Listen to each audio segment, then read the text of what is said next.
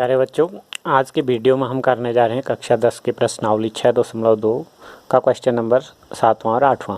7वें प्रश्न में क्या कह रहा है कि प्रमेय 1 का प्रयोग करते हुए सिद्ध कीजिए कि एक भुजा के मध्य बिंदु से होकर दूसरी भुजा के समांतर खींची गई रेखा तीसरी भुजा को समद्विभाजित करती है।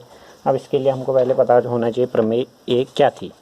प्रमेय 1 क्या थी? हमारी थेल्स प्रमेय थी। थेल्स प्रमेय में क्या कह रहा था? यदि कोई त्रिभुज है, यदि कोई किसी भी त्रिभुज में यदि हम त्रिभुज में एक भुजा के समांतर कोई रेखा खींचें तो वो क्या करती है? बराबर अनुपात में विभाजित करती है। यानी कि एक ये त्रिभुज है, इस हमने BC के समांतर DE खींची। यदि BC और DE समांतर हैं तो क्या होगा? AD बट्टे DB किसके बराबर होगा? AE बट्टे EC के बराबर होगा। क्वेश्चन प्रमेय 1 का प्रयोग यानी कि थेल्स प्रमेय का प्रयोग करते हुए कह रहा हूँ। थेल्स प्रमेय हमारी ये थी, प्रमेय हमको याद होनी चाहिए। अब उसका प्रयोग करते हुए सिद्ध करो कह रहा है कि किसी एक भुजा के मध्य बिंदु से होकर दूसरी भुजा के समांतर खींची गई रेखा तीसरी भुजा को समद्विभाजित करती है।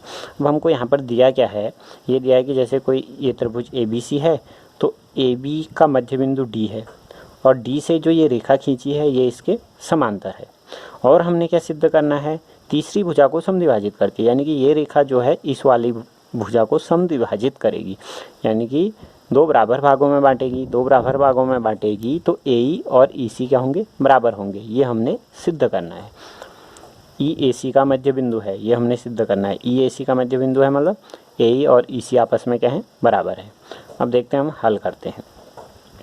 अब हमको क्या दिया था? पहला हमको दिया है कि एक भुजा के मध्य बिंदु से होकर, यानी कि D जो है AB का मध्य बिंदु है। D AB का मध्य बिंदु है।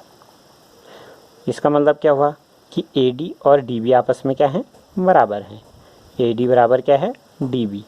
अब यदि दोनों साइड हम DB से भाग दे दें तो हमारा क्या जाएगा? AD बट्टा DB बराबर 1। ये मिल गया हमको। ठीक है, DB से दोनों साइड डिवाइड करा तो हमको ये चीज़ मिल गई। एक चीज़ तो हमको ये दी थी कि DAB का मध्य बिंदु है, उससे हमको ये चीज़ प्राप्त हुआ। फिर क्या करा? किसी त्रिभुज के एक भुजा के मध्य बिंदु से होकर दूसरी भुजा के समांतर खींची गई रेखा, यानी कि DE जो है इसके समांतर है। DE क्या है? समांतर है किसके? BC के। अब जब DE और BC समांतर हैं तो थेल्स प्रमेय का प्रयोग करके, पहले उसमें ही लिखा है उसमें, तो थेल्स प्रमेय क्या कहती है कि यदि किसी त्रिभुज में एक भुजा के समांतर कोई रेखा है तो कौन सा अनुपात बराबर होगा? AD बट्टे DB और AE बट्टे EC आपस में क्या होंगे? बराबर होंगे। तो यानी कि हमारे पास होगा AD बट्टे DB बराबर होगा AE बट्टे EC। ये हमको कहाँ से पता चला? थेल्स प्रमेय से। थेल्स प्रमेय या प्रमेय नंबर 1 से, जो पहली प्रमेय हमारी है। अब देखो, समीकरण 1 यह है, समीकरण 2 ये है। समीकरण 1 और 2 से हमको क्या चीज़ मिल रही है? समीकरण 1 व 2 से यहाँ पर क्या है? AD बट्टे DB का मान किसके बराबर है? 1 के बराबर है, तो इसकी जगह हम 1 लिख सकते हैं। तो 1 बराबर क्या हो गया हमारा? AE बट्टे EC। AE बट्टे EC वज्र गुणन करें तो EC बराबर AE। EC बराबर AE मतलब ये चित्र है, जैसे EC और AE बराबर हैं, तो इसका मतलब E क्या है? AC का मध्य बिंदु है। अतः E AC का मध्य बिंदु है।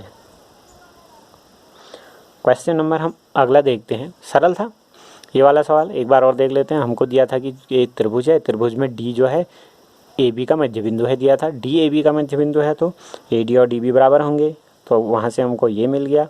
दूसरी चीज़ हमको दी थी ये रेखा इसके समांतर है, तो थेल्स प्रमेय से यदि ये रेखा इसके समांतर है तो अनुपात आपस में क्या होगा? बराबर होगा। समीकरण 2 मिल गया। समीकरण 1 और 2 से ये चीज़ मिल गई ऐसे। अगला क्वेश्चन देखते हैं हम। क्वेश्चन नंबर 8 है जो, वो क्या कह रहा है? क्वेश्चन नंबर 8 में हमारे पास है प्रमेय 2 का प्रयोग करके। प्रमेय 2 मतलब थेल्स का विलोम प्रमेय। थेल्स की विलोम प्रमेय क्या थी? थेल्स की विलोम प्रमेय ये थी कि यदि कोई त्रिभुज ABC है और उसमें यदि ये अनुपात बराबर है तो ये रेखाएं आपस में समांतर होंगी। ये थी थेल्स विलोम प्रमेय। और थेल्स प्रमेय क्या थी, यदि ये समांतर हैं तो अनुपात बराबर होगा। विलोम प्रमेय क्या थी, यदि अनुपात बराबर है तो ये दो आपस में क्या होंगे, समांतर होंगे। यानी कि थेल्स के विलोम प्रमेय का प्रयोग करते हुए हमने क्या सिद्ध करना है कि एक भुजा के किसी त्रिभुज सिद्ध कीजिए कि एक त्रिभुज के किन्हीं दो भुजाओं के मध्य बिंदु को मिलाने वाली रेखा। अब यहाँ पर हमको दिया है कि ये भी मध्य बिंदु है, ये भी मध्य बिंदु है। डी जो है इसका मध्य बिंदु है, ई जो है इसका मध्य बिंदु है। मध्य बिंदु को मिलाने वाली रेखा क्या है, तीसरी भुजा के समांतर होती है। ये रेखा जो है मध्य बिंदुओं को मिला रही है, ये तो हमको दिया है। और सिद्ध क्या करना है कि ये दो रेखाएं आपस में जो हैं समांतर हैं, ये हमने सिद्ध करना है। अब देखते हैं हम इसको किस प्रकार हम करेंगे। नंबर 1 हमको पता है, हमको क्या पता है कि डी जो है ए बी का मध्य बिंदु है, ए बी का मध्य बिंदु है। अब डी ए बी का मध्य बिंदु है तो ए डी और डी बी क्या होंगे, बराबर होंगे। मध्य बिंदु है तो ए डी और डी बी बराबर हुए। अब डी बी से डिवाइड करें दोनों साइड, डी बी है, हैं डी बी, बी बी लिख दिया। तो ये हो गया ए डी बट्टे डी बी,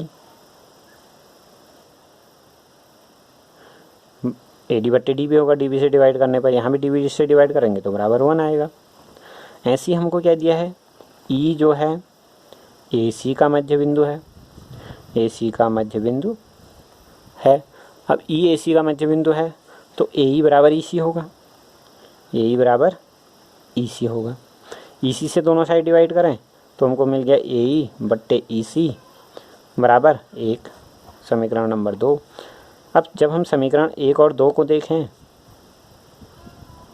इनका हमारा RHS जो है बराबर है, इसकी वैल्यू भी 1 है, इसकी वैल्यू भी 1 है। इसका मतलब ये अनुपात और ये अनुपात आपस में क्या है, बराबर हैं। तो यहाँ से हमको मिल गया ए डी बट्टे डी बी बराबर ए ई बट्टे ई सी। अब देखो चित्र में डायग्राम जो है, हमको इस डायग्राम में क्या मिल गया है, ए डी बट्टे डी बी बराबर ए ई बट्टे ई सी, यानी कि ये अनुपात बराबर हो गए। अनुपात बराबर हों तो थेल्स की विलोम प्रमेय क्या कहती है कि ये रेखा जो होगी त्रिभुज की तीसरी भुजा के समांतर होगी। अतः सीधे लिख देंगे हम, अतः डी ई समांतर होगी किसके, बी सी के।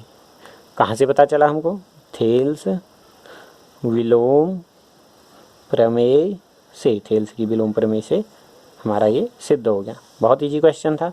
ये 2 क्वेश्चनों में से एक न एक क्वेश्चन आता है अधिकतर, ये भी इजी क्वेश्चन है, समझने की बात है। इसमें हमको दिया था ये मध्य बिंदु है, मध्य बिंदु है तो ए डी बराबर डी बी, और वहाँ से हमको मिल गया ए डी बट्टे डी बी बराबर 1। ऐसे ये मध्य बिंदु है तो इससे हमको ए ई बराबर ई सी होगा, ई सी से डिवाइड करा तो हमको मिल गया ए ई बट्टा ई सी बराबर 1। दोनों की वैल्यू 1 है तो आपस में बराबर हुए। अनुपात बराबर हुआ तो दोनों रेखाएं आपस में क्या होंगी, समांतर होंगी। इस तरीके से हमने करना है, तो समझते हुए करें और वीडियो को ज़्यादा से ज़्यादा देखें, लाइक और सब्सक्राइब करें। धन्यवाद।